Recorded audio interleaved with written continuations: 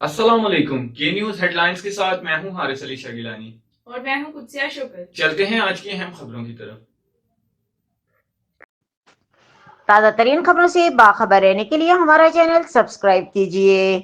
رخ کریں گے ساہیوال کا۔ Additional inspector general traffic Punjab Mirza Faran Baig regional police officer Sahiwal Mehboob Rasheed کے احکامات کی روشنی میں district police officer Sahiwal Rana Tahir Rehman کی ہدایت پر district traffic officer Mirza Tanveer Baig کی زیر نگرانی incharge education unit Rana Mohsin Ishaq نے یونیورسٹی آف ساہیوال میں ایک ٹریفک آگاہی سیمینار کا انعقاد کیا، جس میں طلباء و طالبات کو ٹریفک قوانین کے بارے میں آگاہ کیا گیا اور ان کو ہیلمٹ اور لائسنس کی اہمیت کے بارے میں بھی بتایا گیا۔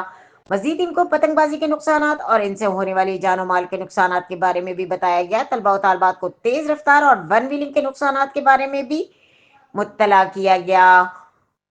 ٹریفک قوانین کی پابندی پر شہر لازم۔ اس موقع پر director students affair university Sahiwal نے حکومت پنجاب کے اس اقدامات کو سراہا اور ٹریفک پولیس کے افسران کا شکریہ ادا کیا۔